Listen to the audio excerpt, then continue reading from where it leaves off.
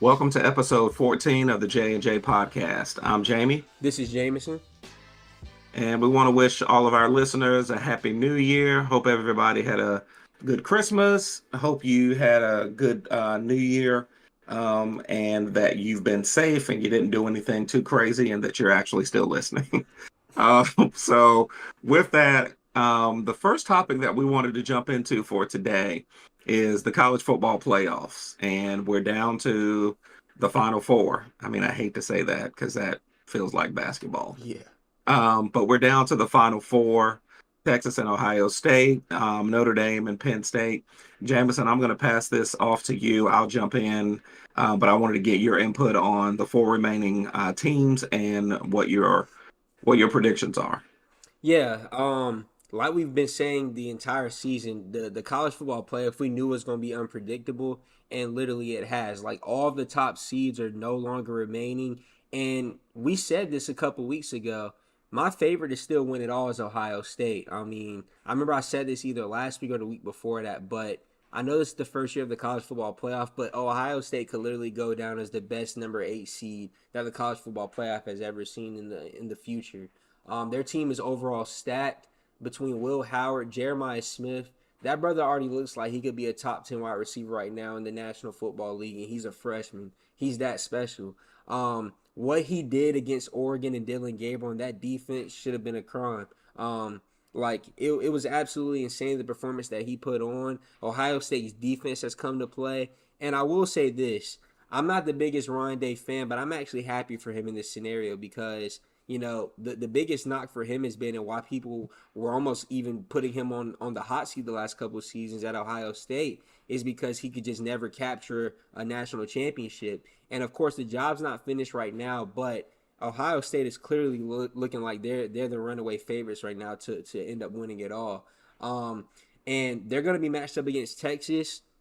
We've been saying this from the start. Quinn Ewers looked better last week in their game that they ended up winning, but also too they easily could have lost that game to Arizona State because their defense didn't play the best. They literally gave up over a 2-score lead in the fourth quarter of that game. And then, of course, one thing that concerns me is their kicker. Like, their kicker literally missed 2 field goals, one that would have actually allowed them to seal the game, and then one that would have been ultimately a game-winning field goal. So that's something that concerns me, going forward for Texas. And also, too, their defense just hasn't been that good. Ohio State's defense combined with their offense has just been absolutely unstoppable. Like, they held the number 1 seed in the entire college football playoff to literally a touchdown in the first half. They put up 38 points in the first half. That's absolutely unheard of. Like that's just that. Like I don't even think you can do that on college football, like the video game if you try.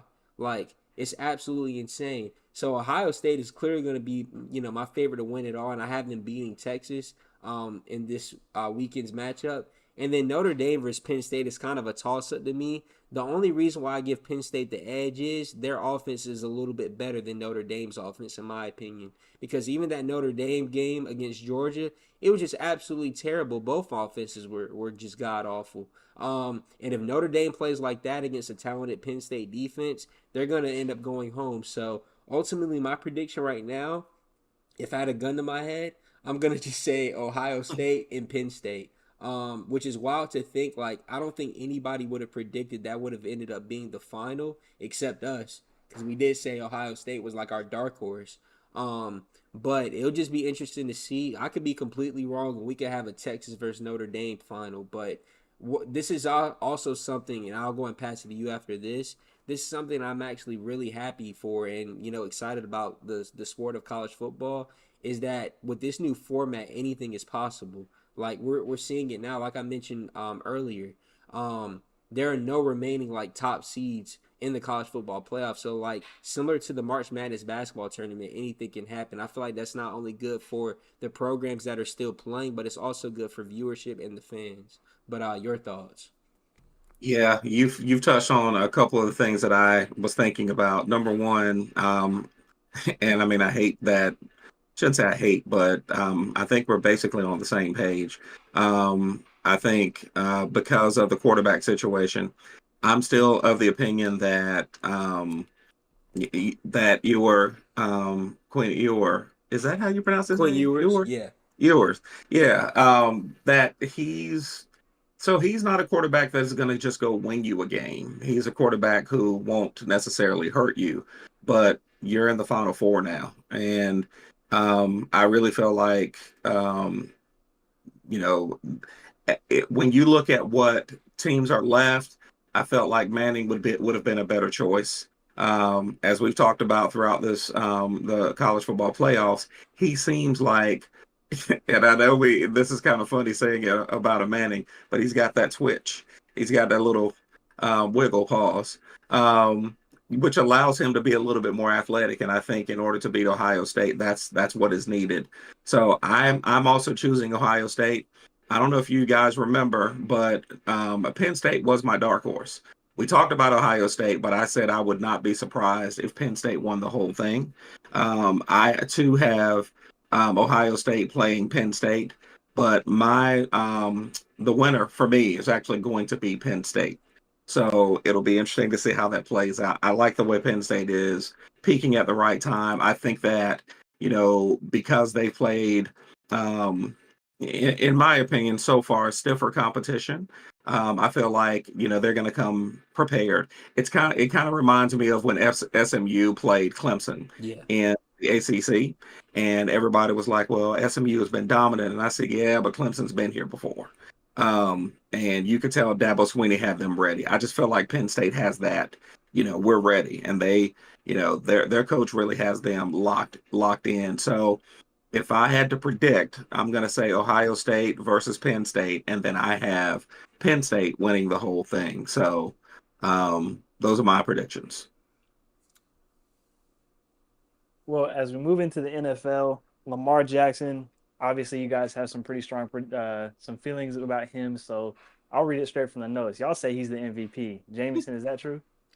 Yes, and here's something I actually want to do. I'm typically not one that's about to just read off a bunch of stats, but I just want to do a quick experiment with my dad. So what I'm gonna do is I'm gonna read the stats of player A and player B, and I'm not gonna say the names of the players. You just tell me based off these stats that I'm about to read if you would take player A or player B to be your MVP. So Okay. first, player A, 12-5 team record, 66.7% completion percentage, 4,172 passing yards, 8.8 passing yards per attempt, 245.4 passing yards a game, 41 passing touchdowns to only 4 interceptions, 120%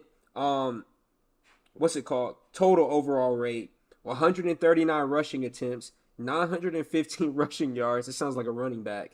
My God. 6.6 and a half rushing yards per attempt, 4 rushing touchdowns. That's player A.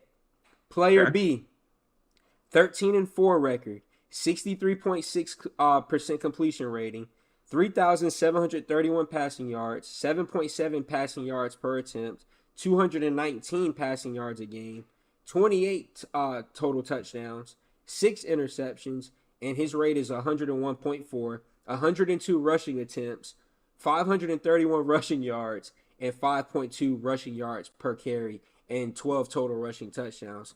Who is your MVP between player A and player B? I love the experiment, and I actually know which one is which. Because obviously, folks like Dan Orlovsky have Josh Allen. It's foolishness. It's ridiculous. Yeah. I'm trying to remember. That was an old saying: "Don't believe what your eyes tell you." Mm-hmm. I think it was Orville who said that, Yeah. but I'm believing what my eyes tell me. Lamar Jackson is the MVP. The fact that So you're you look taking at player A.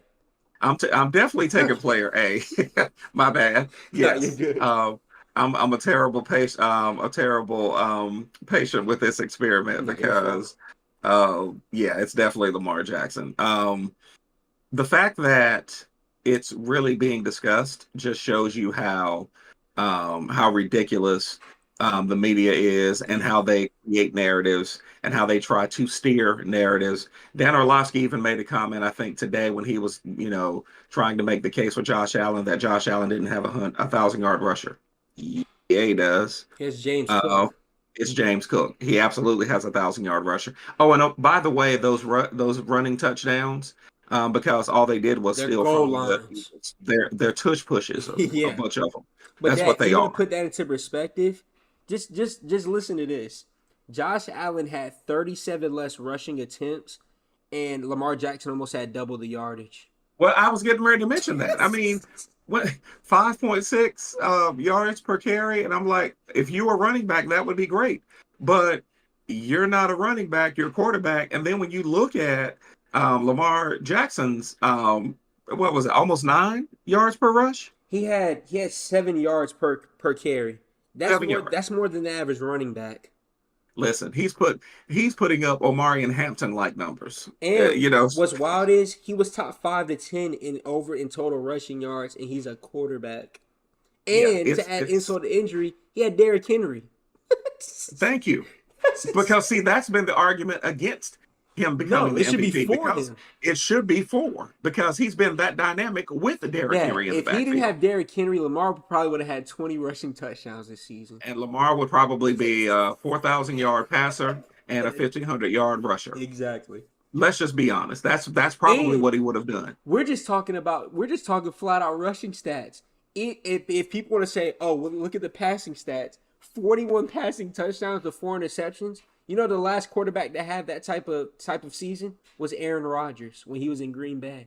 Just to put it That's into perspective. insane. So Yes. not only is Lamar top 5 to 10 in rushing yards, but he literally led the league in total QBR. So it's like, there's what debate do we have here? There's not a debate. I mean, listen, at the end of the day, he's putting up historical numbers. I'm telling you Um, right now, if Lamar Jackson wins the MVP, I mean wins a Super Bowl, he's already a top 10 quarterback of all time, in my opinion. Me personally, I put him top 5 because I was going to say, we've never seen anything like this, and I've never yeah, seen anything like this in my lifetime. forget top 10. If he wins a Super Bowl, he's top 5. I And I agree. know folks are going to say, well, no, he doesn't. No, he He's don't. already this year. He's literally put up historical numbers. Yep, He needs to win a championship to solidify it, but he is the MVP this year. I completely agree. Um, I'll add one more thing. I'll go as far as to say Lamar Jackson should be the clear-cut favorite for MVP, and I have Josh Allen third because people forget about Saquon Barkley. Yes. If his coach wasn't a moron, he would have literally broken Eric Dickerson's record this past yesterday, and which had never been done in the last 50 plus years. Here's the bottom line: his coach has a PhD from JAU. You know what JAU is, don't you? Yeah, I do. I'm not gonna say it, but yeah, Oh, I'm gonna say University. it. Yes, for our listeners, Jackass is a donkey. JAU, he has his PhD from JAU, Jackass University. For Saquon Barkley not to be able to go for that record Against his former team. Against his former team, which we knew they would never be. He probably could have gotten it in about 4 or 5. Honestly, he could have gotten it in a halftime. couple of carries. I ain't gonna Yes. hold you. He would have had it by gotten halftime. Well, he could have gotten a couple of carries because let's just be honest. We know Saquon can bust one wide open. Pause. Pause on that. Yeah. That was a triple ball. You sound like Emmanuel Ocho. Pause. Okay. Man. See. Habitual line stepper. That's what you are. You right. Got that toe right on the line. You sound like Skip Bayless. You're a habitual line stepper. Okay. See, there we go. So moving on.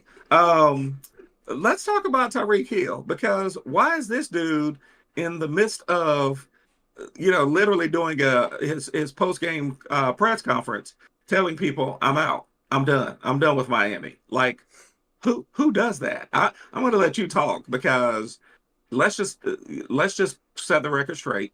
He was drafted number 1 in fantasy. Yeah. And you did nothing. Now is not the time for you to try to have some leverage talking about, well, I'm out. This first time I've never made the playoffs. You're the reason why y'all didn't make the playoffs. Yep. Hello? What are you thinking? I'm going to be honest. Playoffs? I'm going to be honest. About playoffs? There were 3 things I didn't like about this whole situation with Tyreek Hill. And I'm a huge Tyreek Hill fan. When he's healthy, he's honestly, other than Justin Jefferson, my favorite wide receiver to watch. But there were 3 things I didn't like about this. First off, he didn't play in the 4th quarter. He quit on his team.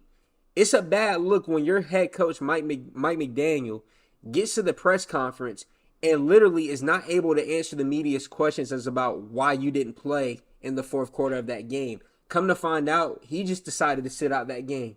I compare it to what Antonio Brown did. The only difference was Tyreek Hill didn't run off the field. That's first of all. That's a bad look. It's like you're supposed to be a leader in that locker room, and you're already commanding a whole lot of money. That leads me to my second point. Tyreek Hill, my brother, you had a chance to stay with the Chiefs. You could have had 3 Super Bowls by now. You look terrible out of this whole situation because instead of you re-signing with the Chiefs, you decided to go chase the money, and it's literally cost you 2 Super Bowls. Instead of you being a one-time Super Bowl winner, you could already had 3. Same with just like Patrick Mahomes and Travis Kelce. That's the second thing I don't like. Like I said, Tyreek Hill, you made a choice, my brother. You chased the money. So I don't feel bad for him at all. There's no excuse. And the third thing is, this is the same Tyreek Hill that was doing all this talk and taking shots at Patrick Mahomes is saying Tua was just as accurate, if not more accurate than Patrick Mahomes. You can't keep running your mouth like that, popping off at the mouth, and then when things don't go your way, you automatically try to request a trade and one out. That's bad ball. That's unfair to his organization. That's unfair to the owners. That's unfair to the fans. You literally requested all that money. They gave you the money. They restructured your contract. They've stood by you throughout all your injuries, the whole 9. And literally, they just re-signed Tua to that massive contract extension. And now you already asking to be out? There's no excuse. I want to get your thoughts, but Tyreek Hill, my brother, there's no way out of this one. You're done. If I'm the Miami Dolphins, he can say he wants to trade all he wants. I'm not going to trade him unless it's for immaculate haul. But which more than likely, if I'm an opposing GM, why would I trade for somebody that has a massive contract, that quit on his team, and is clearly not showing that he can be a good leader in a locker room? Why would you trade any of your future assets or current assets for a player like that? I get Tyreek Hill's explosive. He's all world. But at the same time, it's like, bro, just because you all world doesn't mean you can quit on your team and just do as you please. But your thoughts? No, I totally agree. I hadn't thought about the Antonio Brown piece of it. Like you were talking about how Antonio Brown quit on his team, but they're becoming mirror images of each other the more that I think about it. And so, yeah, if you want to, if you want to be out, unless they, like you said, unless there's a ridiculous trade and they're able to do something with it. I mean, I don't see it. And I don't see that he has that value given how he played this season. Exactly. Because here's the bottom line, and then I'll move on to the, keep it moving on to the next topic, because we could spend a lot of time on Tyreek Hill, because both of us are just disgusted with his behavior as of late. Yeah. I mean, I was trying to cape for him earlier in the season, but nah. It's his play and his behavior. It's like you can't be bad at both. Come on. That's right. Pick a lane, bro. Pick a lane. So, at the end of the day, I think that unless, like you said, they get a really, really good trade for him, he needs to just be quiet and play ball. And this is not a shut up and dribble type of comment. This is, you really don't have the leverage right now to be doing a whole bunch of talking about being traded or whatever. So, we'll see how things play out. But I was just, that's the last point that I'll make about Tyreek Hill. He was missing Tua for, a large part of the season. Tua came back. He obviously played a little bit better, but there were games when Tua was back and he still, played poorly. If you're an elite wide receiver, and I'll, give a couple of examples. DeAndre Hopkins had dudes I'd never heard of throwing him the football. He was still putting up 1,000-yard seasons. Justin Jefferson putting up 1,000-yard seasons. If you're that elite, you're that fast, you should have played better this year. Now's not the time to be requesting a trade. Mike Evans is another example. Mike Evans literally gets, there's 2 things that's inevitable: taxes and a 1,000-yard season for Mike Evans. Absolutely. He's had countless quarterbacks. I haven't heard him not complain not one time. He just goes out there, balls out, and just does his thing on the field. So there's, like you said, plenty of examples of, wide receivers that can still make it happen in spite of their quarterback situation. Absolutely. Speaking of quarterback situations, the Patriots have a good one for the future, but apparently the coach only gets 1 year to even figure out if he's the right guy. This Gerard Mayo situation is it stinks to high heaven. It is ridiculous. They should be embarrassed. Robert Kraft should be embarrassed. Of course he's not, because he's a billionaire and he really doesn't care what other people think. But to put Gerard Mayo in that position where the cupboard was empty. Well, he came out today and said that. He said he literally said, because they interviewed him and they asked him, they were like, about the whole situation. He said, yeah, it was honestly an unfair scenario. And people were like, well, moron, why'd you fire him? How you gonna come out and say it was an unfair situation and then but then fire him? Yeah. Yes, because that's the right thing to say on television. Because he knows that people are thinking it, and he knows that again, he's not under any pressure because he owns the team, but he knows that he's taking a PR hit because of it. So him, and then I also saw that Doug Peterson got fired. Well, with all due respect, he deserved it. Gerard Mayo. That's what I was about to say. That one I could get with. Yeah. Trevor Lawrence, I'm not sure that he's the quarterback for the future for the Jaguars. He's not. But I'm gonna let get your input on Gerard Mayo. Doug Peterson being fired, I don't have to spend a lot of time on that one. I think it's a year, maybe 2 years overdue. And I'll be honest, people saw that one coming. I didn't see the Gerard Mayo one coming. No. That came out of left field. So any more thoughts about what happened with Mayo? Honestly, I was just gonna say I agree with you 1000%. My hope for him is that he gets another opportunity somewhere, even if it's not a head coaching position. I hope he can be, because he can be a valuable assistant. So I think he can be actually a really good head coach given the right resources and time. But my prayer for him is that he gets another opportunity to at least be a coordinator or an assistant coach of some sort for an organization that's actually going to value what he brings to the table. So that's my hope for him. But I just feel for the brother, because he was given an unfair situation from the start, and everybody knows it, including Rob Gronkowski. He was about to air it out on the Craft yesterday. I don't know if you saw that. I did see that. And then they cut to a commercial. Michael Strahan grabbed him by the shoulder and jumped in like, bruh. Because you could tell. Dude's eyes got big like a deer in headlights. He was getting ready to go. He was about to be in the HR office tomorrow. He absolutely was. So, all right. Moving very quickly to the wild card game predictions.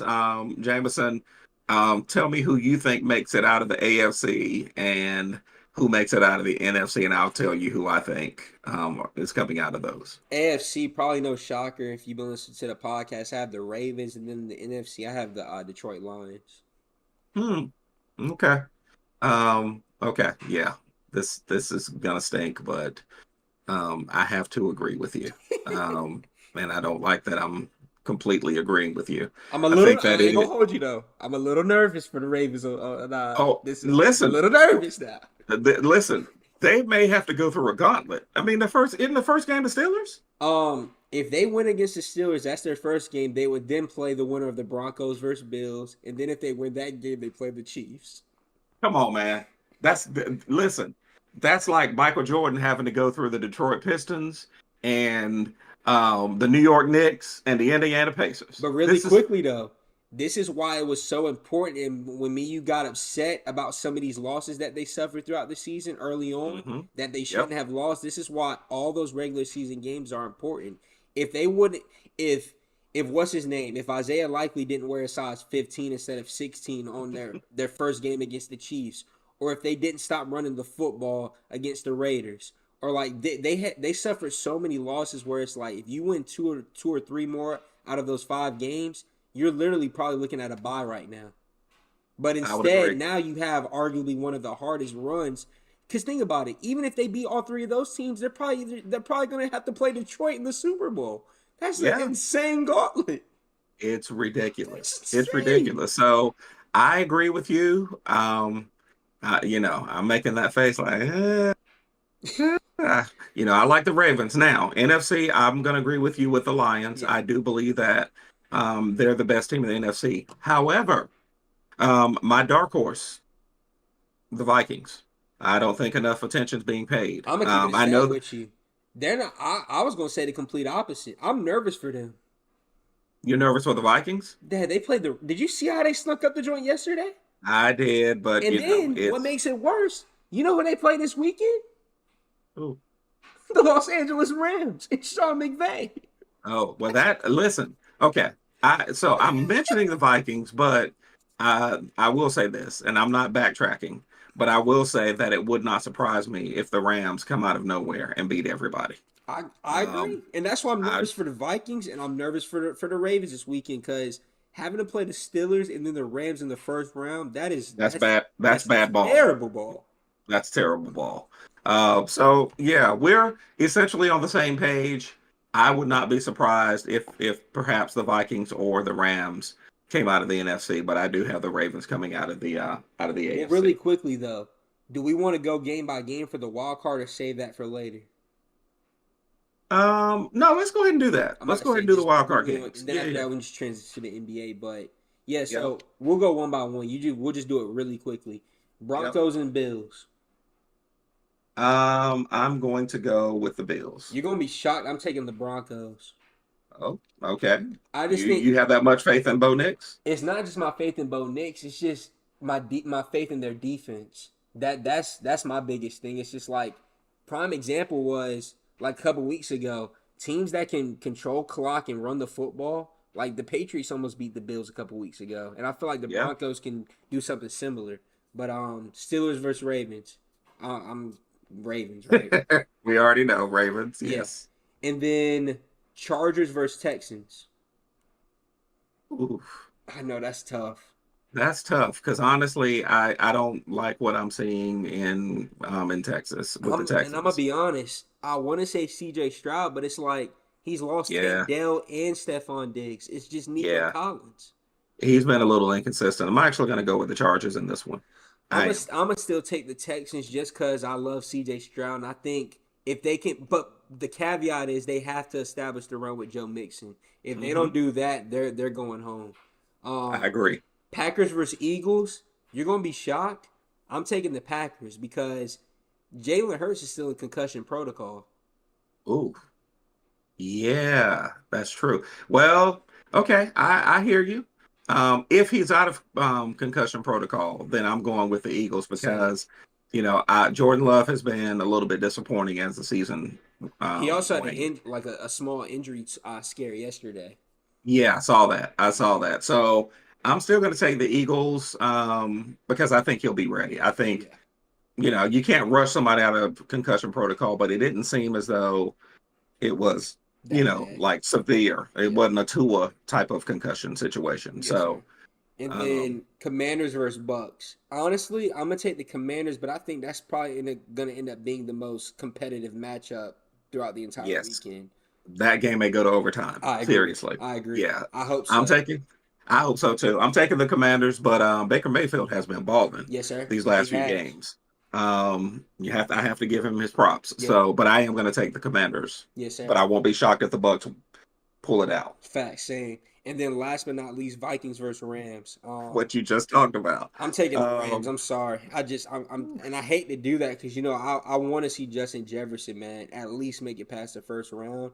But it's just what I saw yesterday, and the Rams have a top 5 to 10 defense.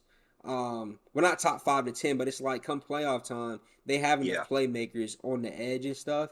Like, because literally, if you watch that game yesterday, like that was the most I've seen Sam Darnold get sacked since he was with the Jets. It was insane. That was crazy. And the other piece is you've got to score against the Rams. You have to. You can't be kicking field goals. Yeah. You have to score against them. So, okay. Tough, I mean, man. I still like the Vikings because, they've got Darnold has been playing out of his mind. They've got Justin Jefferson. They can establish the run. They have a complete team. And that's such a good coaching matchup, too. Kevin O'Connell versus Sean McVay. It's like those are two of the best. I agreed. So I'm going to take the Vikings, but it's one of those. It's a toss-up. It's a toss-up. Yeah. Cool. All right. All right. Well, let's move on to the NBA. What's going on with Jimmy Butler, Jameson? I'm gonna be honest with you, bro. I feel for Jimmy Butler, and I remember we were talking about this on the phone yesterday, Dad. But like, I think Pat Riley's doing him dirty in a sense. People gotta remember, Jimmy Butler has taken the Heat to 2 straight finals, and I'm gonna add insult to injury. This brother took Gabe Vincent to the NBA Finals. With all due respect, See, you had to bring him into it. I'm just trying to put it into perspective for people I because get it. people quickly forget how good Jimmy Butler has been for the Miami Heat. I get it. This last year and a half, he hasn't played as much, but there are a lot of other superstars that haven't played that much. One plays for the Los Angeles Clippers and has not been scrutinized to the level that Jimmy Butler has been. And I get it. Like them suspending him for 7 games makes zero sense to me. How are you going to complain about someone not playing and then you suspend him and allow him not to continue to be able to play? It just makes absolutely no sense from the outside looking in. But my hope for Jimmy Butler is I hope he gets traded to the Golden State Warriors. They've been saying for the longest that, the Warriors want to upgrade their roster and give Stephen Curry another superstar. And given his age, they don't. The clock is ticking. So, in my opinion, this is their best chance because clearly they're not going to be able to get LeBron like they've been wanting to for the past couple seasons. I think Jimmy Butler complements Stephen Curry well, and I feel like he upgrades that roster as long as he's healthy. And I just think sometimes it's just like a relationship. Sometimes what's best for people is just to move on. And I think between Jimmy Butler and the Miami Heat right now, it's just best that both sides just end up departing, in my opinion, just part ways. But I kind of do feel for Jimmy Butler because it's like all he did for that franchise, like I said, taking him to 2 NBA Finals when nobody expected him to do that. It's like they could at least show that brother some respect on his way out. I get it that their relationship is not in the best place right now, but at the same time, he's still a human being. And he's done a lot for that franchise. So, in my opinion, it's a bad look for Pat Riley because think about it. If I'm a superstar, why would I want to go play for a team like that when the owner's just going to out me out no matter what I do for the franchise? You get what I'm saying? Well, that's literally what I was going to mention. It reminds me of Daryl Morey and James Harden. And, yes. that's a, unrepairable relationship to this day. So, it's bad. So, what I was going to say about Pat Riley, because you touched on it as well. It's become his MO, where it's almost like he wants to show I'm in control and I've got the power. He did the same thing when LeBron left and tried to make people dislike LeBron. The truth of the matter is Jimmy Butler, to your point, deserves to go where he wants to go. And I think now, and this was news that recently just dropped, that Bradley Beal, he's going to be on the bench tonight. I know this because he's on my fantasy basketball team. And the talk around town, or at least the rumors are, that he's interested in Miami, the Lakers. Oh, he's also I saw that. No. Yes. But what I was going to say, though, about Miami is if, Jimmy Butler is basically saying, I'm done here, they may end up doing something with Phoenix, where Jimmy Butler ends up with the Suns. Now, can you imagine him replacing Bradley Beal with the Suns? Honestly, I think that would be an upgrade. As long as he plays. I think, if he plays.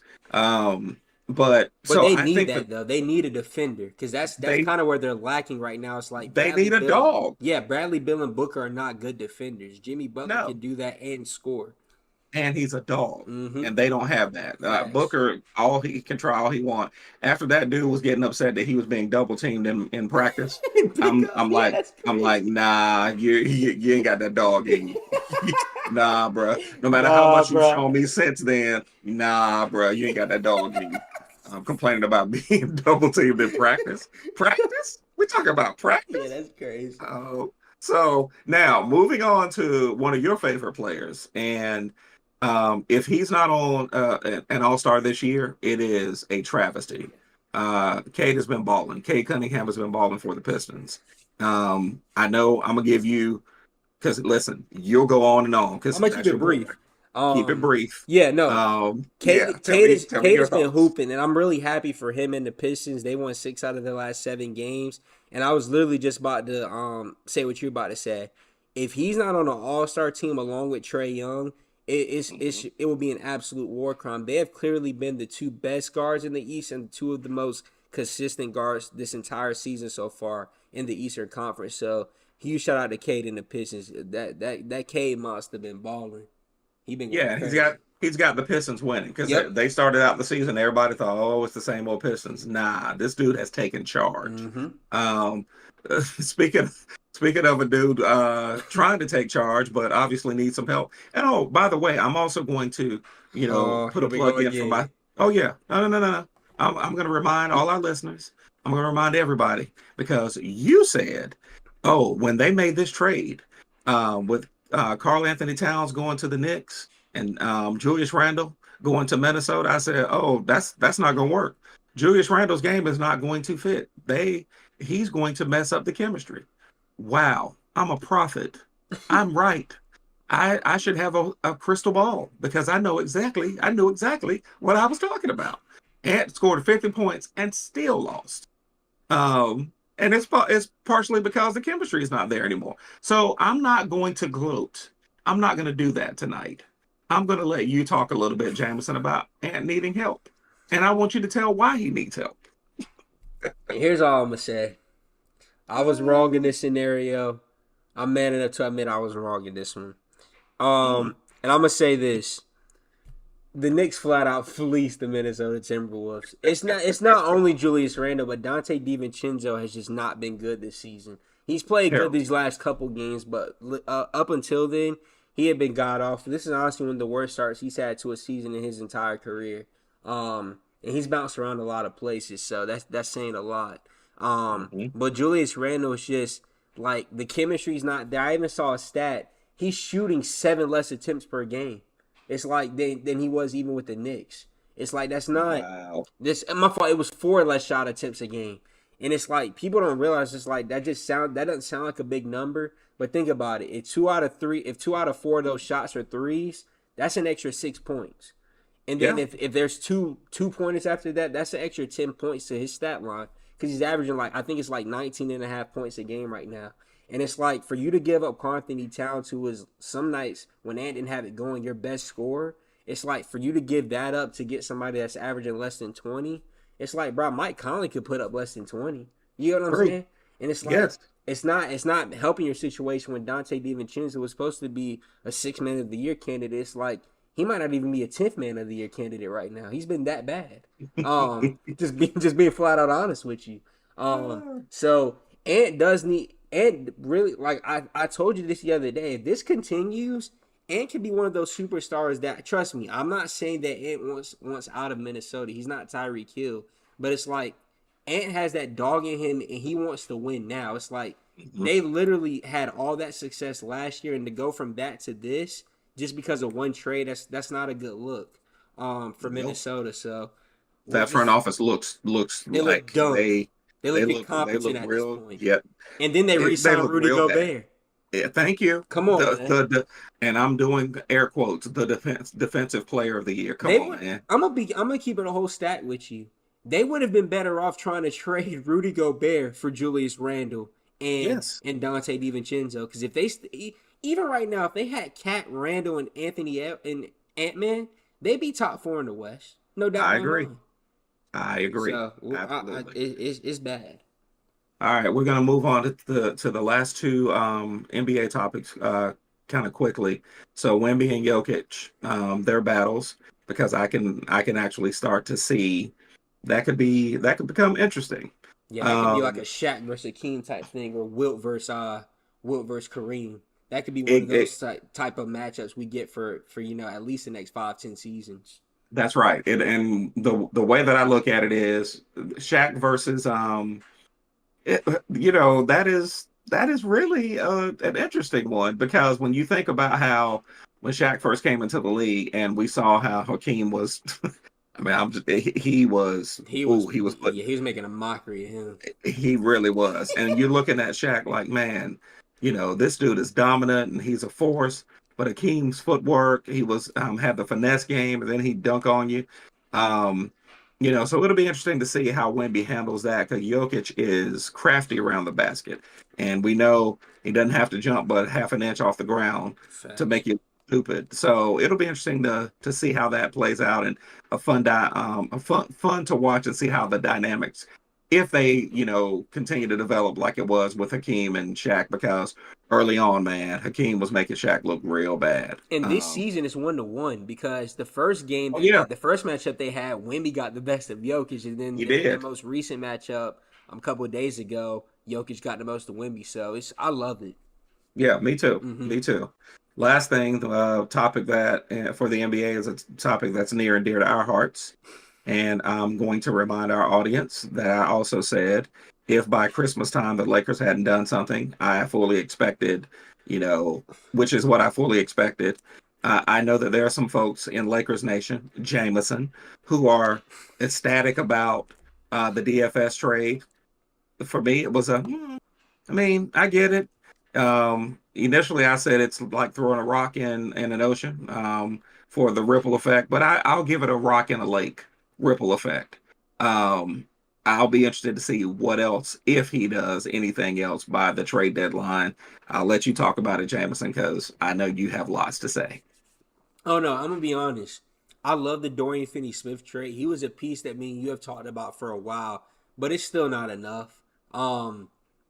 They still need to go out there and get either a starting caliber big or a really good big that can come off the bench or just be ran in lineups with Anthony Davis so he can run the four.